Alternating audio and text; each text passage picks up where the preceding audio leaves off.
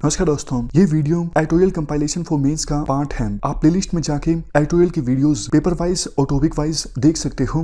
और अगर आप दिसंबर 2019 के बाद की वीडियोस को देखना चाहते हो तो वीडियो के नीचे मौजूद ज्वाइन बटन की सहायता से आप मेंबरशिप को ज्वाइन कर सकते हो। चलिए डिस्कशन स्टार्ट करते हैं। आप जीएस पेपर 3 के इस टॉपिक से आर्टिकल को रिलेट कर सकते हो। देखो, एनिमल रियरिंग का मतलब ये होता है एनिमल्स को खिलाया पिलाया जाता है, उनको बड़ा किया जाता है, उनकी ब्रीडिंग करवाई जाती है ताकि उनसे यूज़फुल प्रोडक्ट्स और सर्विसेज मिल सकें। जैसे देखो, गाय भैंस को पाला जाता है ताकि उनसे यूज़फुल प्रोडक्ट्स हासिल किए जा सकें। वैसे कुछ लोग एनिमल की रियरिंग करते हैं प्लेजर के लिए भी, लेकिन इस आर्टिकल में हमारा जो फोकस है वो इकोनॉमिक्स ऑफ एनिमल रियरिंग पर है, जो कि एक टॉपिक है हमारे जीएस पेपर 3 में। एनिमल रियरिंग को देखो, रूरल इंडिया में एग्रीकल्चर से ही जुड़ा हुआ एसोसिएट बिजनेस माना जाता है। यानी एनिमल रियरिंग, फिशरी, ये सब एग्रीकल्चर की एलाई एक्टिविटीज़ हैं, इवन फॉरेस्ट्री भी। एनिमल रियरिंग इसलिए भी इम्पोर्टेंट है क्योंकि हमारे देश में सबसे ज़्यादा लाइव स्टॉक है पूरे वर्ल्ड के। मतलब पूरे वर्ल्ड में सबसे ज़्यादा जो पशु हैं वो इंडिया में हैं। और देखो, 19th लाइव स्टॉक सेंसस जो कि 2012 में कंडक्ट हुआ था, इसकी रिपोर्ट के अनुसार लाइव स्टॉक सेक्टर हमारे देश की जीडीपी में ऑलमोस्ट 4% कंट्रीब्यूट करते हैं। पोटेंशियल इस सेक्टर का इसलिए भी ज़्यादा है क्योंकि बार बार हम बात करते हैं किसानों की इनकम डबल की जाए या फिर रूरल एरियाज़ में कुछ ऐसा प्रोविज़न किया जाए कि किसानों को फार्म से अलग यानी खेतों से अलग भी कुछ इनकम प्राप्त हो।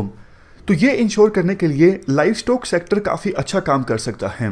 किसानों की इनकम भी डबल हो सकती है और नॉन फार्म इनकम का प्रोविज़न जो सरकार करना चाहती है, ये ऑब्जेक्टिव भी अच्छे ढंग से फुलफिल किया जा सकता है। जैसे देखो, एग्जाम्पल के तौर पर 1970s के आसपास ऑपरेशन फ्लड आया था। मतलब मिल्क प्रोडक्शन हमारे देश में काफ़ी ज़्यादा बढ़ गई थी। इससे न जाने कितने रूरल हाउस होल्ड्स को रोजगार मिला, उनकी इनकम लेवल में वृद्धि हुई, बल्कि कंज्यूमर्स को भी काफ़ी फायदा हुआ क्योंकि दूध के जो दाम थे वो देश में काफ़ी कम हो गए थे। एनिमल रियरिंग का देखो काफ़ी फायदा होता है क्योंकि एनिमल रियरिंग में रिस्क कम होता है।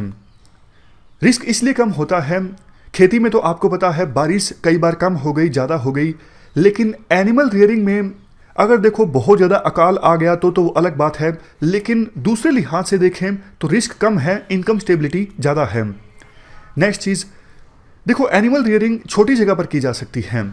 मतलब खेती के लिए तो आपको ज़मीन चाहिए, एनिमल रियरिंग आपके पास छोटा सा कमरा है, वहाँ भी मुर्गियों को पाला जा सकता है। मतलब रिलेटिवली कम स्पेस चाहिए एनिमल रियरिंग के लिए। इससे सेल्फ एम्प्लॉयमेंट मिलता है, वुमेन एम्पावरमेंट होता है क्योंकि ये एक ऐसा काम है जो किसी के द्वारा भी आसानी से किया जा सकता है।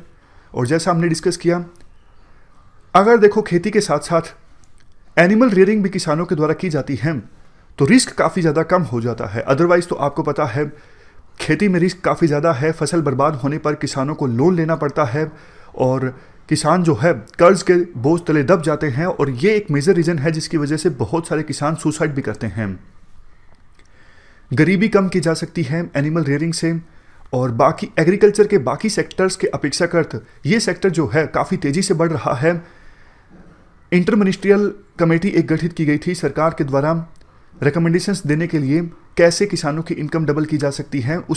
उस कमेटी ने अपनी एक रिकमेंडेशन में मेजरली ये कहा था 7 सोर्सेज हैं किसानों की इनकम को इंक्रीज करने के लिए, और उनमें से एक है लाइव स्टॉक की प्रोडक्टिविटी को इंक्रीज करना, यानी पशुओं की जो प्रोडक्टिविटी है उसे इन्हेंस करना। अब देखो, हम कंस्ट्रेंट्स के बारे में डिस्कस करते हैं। मतलब एनिमल रियरिंग में रुकावटें क्या क्या हैं, बाधा क्या क्या हैं। सबसे पहली रुकावट, incapability of central and state governments to deliver the promised and expected results. मतलब बातें तो बड़ी बड़ी की जाती हैं, स्कीम्स भी चलाई जाती हैं, लेकिन डिलीवर नहीं किया जाता है सेंट्रल और स्टेट गवर्नमेंट्स के द्वारा। Non availability of superior quality breeding bulls जो हैं वो अच्छी क्वालिटी के उपलब्ध नहीं होते ब्रीडिंग के लिए। इस वजह से भी लाइव स्टॉक की जो ब्रीड है वो अच्छी नहीं हो पाती। Poor quality of semen produced by many of laboratories, अच्छी क्वालिटी का सीमन नहीं प्रोड्यूस किया जाता ब्रीडिंग के लिए लेबोरेटरीज के द्वारा। इनएडिक्वेट स्किल्स ऑफ पैरावेट्स मतलब देखो वो वर्कर्स होते हैं जो वेटनरी डॉक्टर्स की मदद करते हैं, तो पैरावेट्स के पास स्किल्स अच्छी नहीं होती।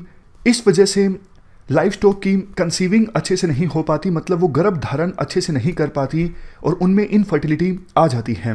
Next point, inadequate support for paravets, मतलब कि जो पैरावेट्स होते हैं वेटनरी डॉक्टर्स की मदद करने वाले वर्कर्स, इनको पर्याप्त सपोर्ट नहीं मिलती, जैसे लिक्विड ऑक्सीजन की, लिक्विड नाइट्रोजन की सप्लाई नहीं मिलती, जमा हुआ सीमन नहीं मिलता, हेल्थ केयर या फिर टेक्निकल गाइडेंस उनको नहीं मिलती। नेक्स्ट पॉइंट, फोडर रिसोर्सेज का अभाव होता है, फोडर नहीं होगा तो पशु खाएंगे क्या। Next point, lack of coordination, काफ़ी सारी एजेंसीज हैं जो एनिमल रियरिंग के लिए हेल्प करती हैं लेकिन उनके बीच कोऑर्डिनेशन अच्छा नहीं होता। Next point, poor extension services, मतलब किसानों को जानकारी प्रॉपर रूप से नहीं होती, रख रखाव कैसे करना है एनिमल्स का, कौन सी ऐसी चीज़ की जाए जिससे दूध ज़्यादा प्राप्त हो सकता है या फिर यूजफुल प्रोडक्ट्स और सर्विसेज ज़्यादा प्राप्त हो सकती हैं, क्या ना किया जाए, उनको डूज और डोंट्स के बारे में नहीं पता होता, तो जागरूक करने की आवश्यकता है किसानों को।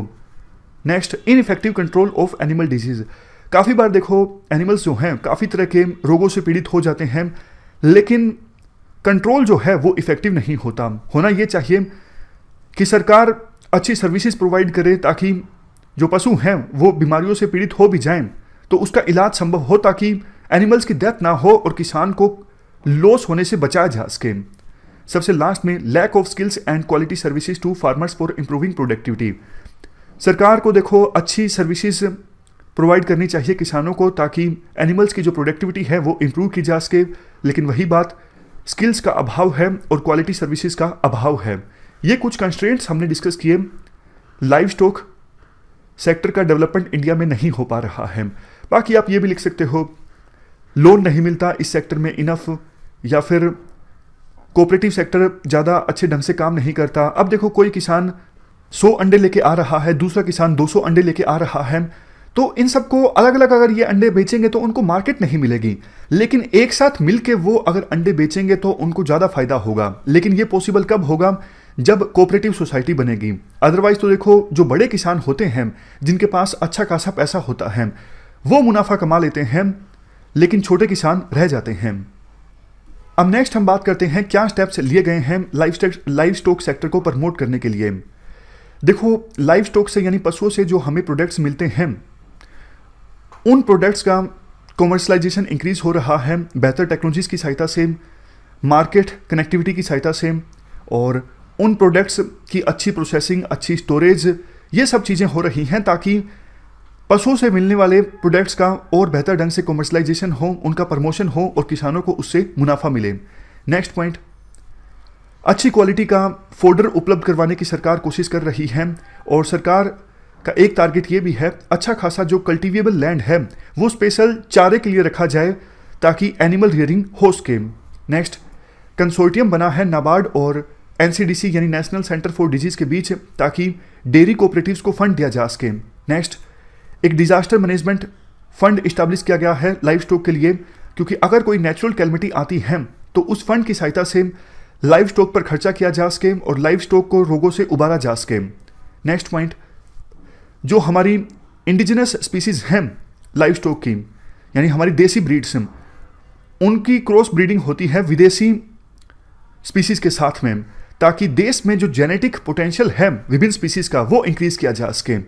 अलग अलग जीन की जितनी ज़्यादा स्पीसीज होंगी उतना बेहतर है।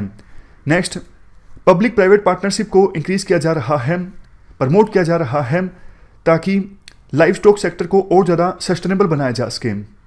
अब कुछ इनिशिएटिव्स के बारे में हम डिस्कस करते हैं जो सरकार के द्वारा लिए गए हैं।